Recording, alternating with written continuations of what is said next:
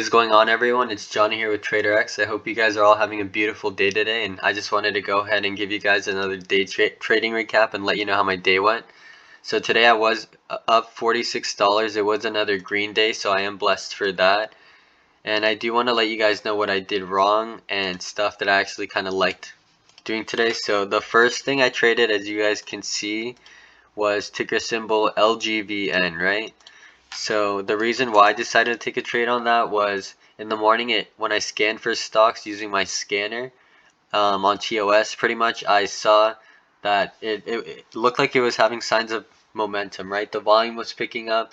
It was able to break up to the middle VWAP and fell down, and as it decided, I waited for a pullback and saw this pullback right around here. I decided to get in, and it was worth the risk because of this previous support area. I identified that it was having pre-market.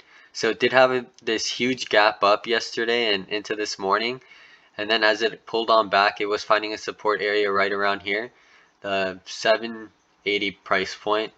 And so in the morning when it bounced up and then pulled on back to these areas, I thought it was worth the risk, so I got in with a small dollar amount, and I was willing to risk, like 5% on this trade for this thing to go on the day, maybe up to those previous resistance levels it was finding pre-market right around $12. So the risk to reward in my eyes was definitely worth it. I was giving up around 5% on this trade to make 20% or more, so I viewed that to be very attractive. So but it did flush me out, and I lost only $10 on this trade, so not too bad. The second trade I took was on ticker symbol AGRI. So this one's the one that ended up making me money. I got in with a small dollar amount, and I'm talking like $200, guys, so definitely not like a crazy amount. The reason for that is these things typically tend to move like crazy, right? So in the morning it was pretty much like the same thing with this one. I saw it popped up as a top gapper, and when it had this big spike up, I waited for a pullback to the middle VWAP. I decided to get in and risk on this one, like probably around 10% I was willing to risk for it to really break this critical support area it was forming right around here. And it ended up finding a support on the bottom VWAP and ended up making these higher highs and higher lows, and right at the break above $3 I decided to sell out. So I'm obviously very grateful. I was only in with $200, guys, and I was able to make $80. So the return on that is pretty crazy. That's almost like 40%, right? And so where I could have done better is the momentum has been there all day. I decided to cut it at $3 because I just viewed it like I was just happy with how the trade played out, honestly. And so what I could do better next time is, if the momentum's there all day, why cut it? I could have set a trailing stop loss to maybe set it below like this support area that it's tending to find. But other than that, I could have taken part in all of this juice too, right? And that's like an extra 50-60%. So that's pretty ridiculous. But I'm still very grateful for this trade nonetheless. And the other thing I traded was ticker symbol HUSA and ENSV. So HUSA, it's pretty much the same story with these guys. It was a top gapper. I saw the potential, the momentum was there, and as it picked up and pulled back, I decided to get in with a small dollar amount, and it ultimately flushed down, and I did lose on this one, $19. So a bit of a bigger loss on that.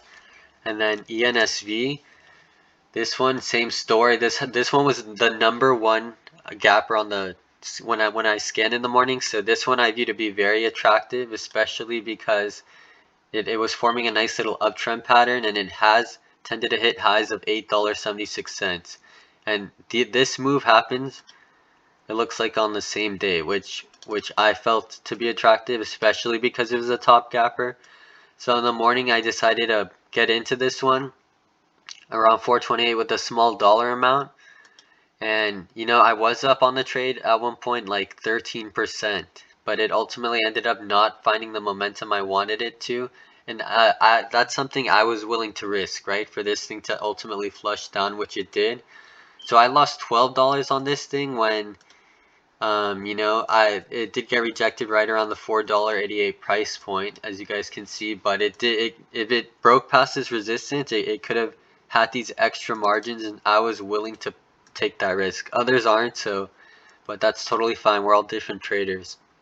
And the last thing that I can improve on tomorrow is ticker symbol, and well, it's a future for the NASDAQ, right? And so this thing in the morning was selling off all pre-market, and right around the morning I could have taken a trade and really let this one run, but I personally viewed like it could have tried finding a support right around these areas because it's had a previous support right around here, right? So I was just a little worried about that, to be honest, and that's definitely just my bad.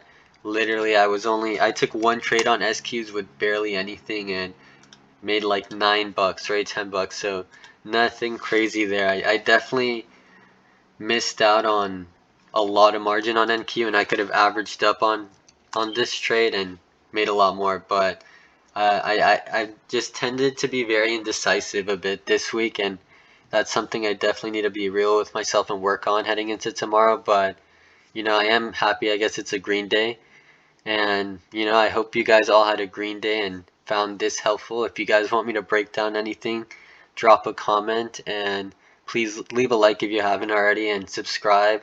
It really means a lot because we're just starting out. But other than that, yeah, we'll see you guys tomorrow in tomorrow's recap. Have a nice day.